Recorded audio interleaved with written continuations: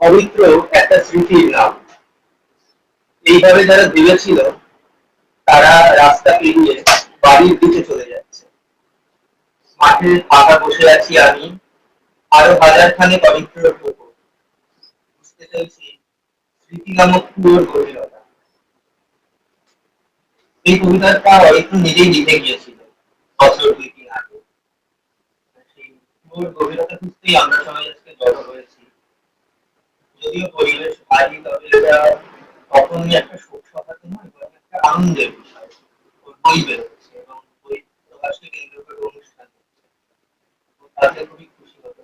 এবং আমরা জানি আমরা যতই অরিত্রর কাছের মানুষ হই, সবাই এখানে কাছের মানুষরাই জড়ো হয়েছে। তারপরও যদি ওর কবিতার জোর না থাকতো, শুধুমাত্র বইকে কেন্দ্র করে বা ও চলে গেছে এই কারণে তো আমরা ইয়ে করতে পারতাম না, জড়ো হওয়া হতো না, বইটাও বেরোতো। ওর লেখা কবিতার জন্যই এর প্রধান কারণ আমরা সবাই আজকে এখানে। আগামী পরশুদিন অরিত্রর জন্মদিন, 7ই আগস্ট। 28 বছর হতো। আমরা চেয়েছিলাম যে ওর জন্মদিনকে কেন্দ্র করেই যদি এই অনুষ্ঠানটা করা যায়। তার জন্য জন্মদিনের 2 দিন আগে, আজকে 5 তারিখ, আমরা এই অনুষ্ঠানটা করছি। অনুষ্ঠানের শিরোনাম দিয়েছি আমরা হাতে হাত রাখা থাক। এর একটা কারণ আছে। অরিত্রের বেশ কয়েকটা ডায়েরি আমাদের কাছে আছে, পেয়েছি আমরা। ওর একটা ডায়েরি আছে নীল রঙের, তার উপর সাদা রং দিয়ে ও লিখে রেখেছিল সুমনের একটা গানের লাইন, হরিণের ডানাতেও এ জীবন দেয় ডাক। এই গানের লাইনটাকে সূত্র ধরে আমরা হাতে হাত রাখা থাক এই লাইনটা বা এই শিরোনাম বেছে নিয়েছি আজকে। আর আজকের অনুষ্ঠান আমরা অবশ্যই সবাই নিজেই মানুষ এখানে উপস্থিত, বা যারা দেখছেন তারাও সবাই অত্যন্ত ফর্মালিটির তো দরকার নেই। আমরা পুরো একটা যেহেতু সবাই জড়ো হয়েছে একটা অনুষ্ঠানের রূপরেখার আয়োজন করেছি।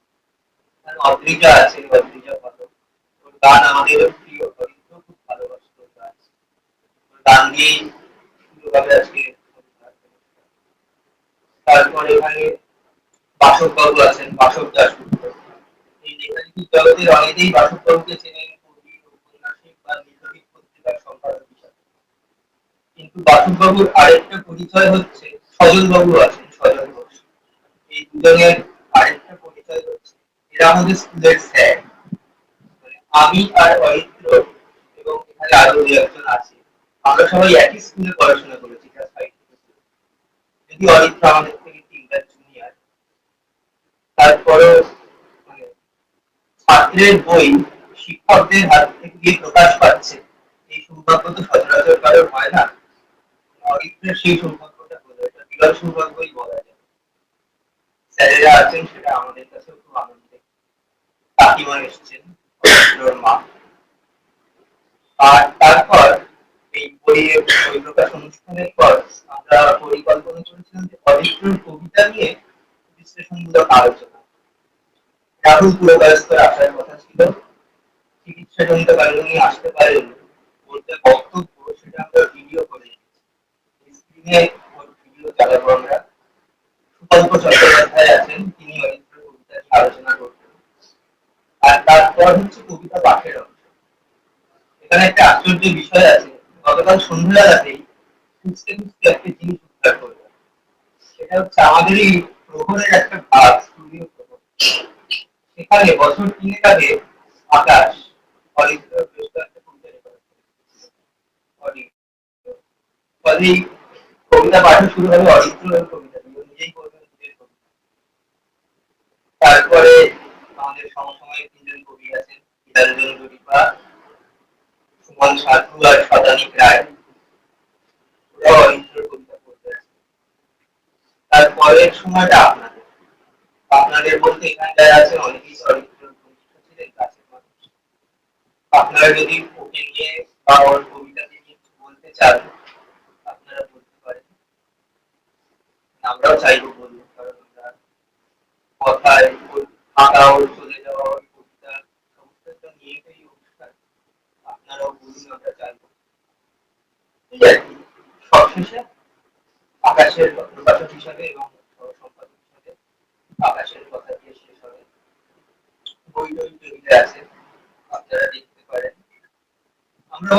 সময় পেলাম আসলে অরিত্র 14 এপ্রিল চলে গেল। তারপর আমরা চেয়েছিলাম যাতে ওর জন্মদিনকে কেন্দ্র করে বইটা বার করতে পারি।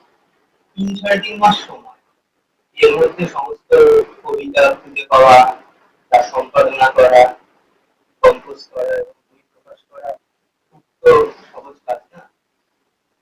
আমাদের পরিশ্রম, মানসিক শারীরিক পরিশ্রম গেছে কাজটা করতে গিয়ে। তারপরে কিছু ভুল ত্রুটি হয়তো কেটে গেছে, আমাদের ক্ষমা করে দেবেন। এরপরে যখন আবার ছাপাবো পরে সংস্করণে সব বুঝতে দেবো। নিতান্তই প্রেসের গোলমালে আমরা দেখেছি বেশ কয়েকটা কপি পাতা আমি কিছু হয়ে গেছে। তবে তাতে কবিতার হানি হয়নি, কবিতা কিন্তু একটা আছে। এই আর কি, আপনারা বইটা দেখবেন। আমরা প্রায় 3 মাস 3.5 মাস ধরে এই বইটার সঙ্গে ছিলাম। অরিত্র চলে যাওয়ার পরও মানে বেসিক্যালি আমাদের থেকে যায়নি, কারণ আমাদের ভাবনার মধ্যে সর্বক্ষণ ঘুরছে এটা তো কাজের সময়, সম্পাদনার সময় অরিত্র যদি এই কবিতাটা রাখতো তো এটা কিভাবে সম্পাদনা করতো, ওকে এই যদি চিন্তা রাখতো না বাদ দিত আমাদের কথা শুনে। ওর পরের বইটা মাস্কুল থেকেই হওয়ার কথা ছিল, কবিতার সেটা আবার এগিয়ে এলো বাধ্যতামূলক। মানে ওই আর কি, অরিত্র কি ভাবতো এবং আমরা কি ভাবছি, মানে পরস্পরের যৌথ বোঝাপড়ায় বইটা তৈরি হলো।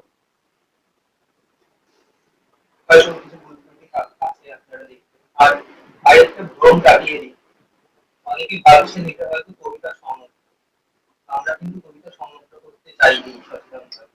বইয়ের নামেও তার প্রতিধ্বনি নেই। আমরা অরিত্র সবের কবিতা নাম দিয়েছি। অরিত্র প্রকাশিত একমাত্র বইটা আছে একবার অরিত্র রক্তবতী ওই ম্যাগাজিনে এবং ম্যাগাজিনে যত মুদ্রিত কবিতা আছে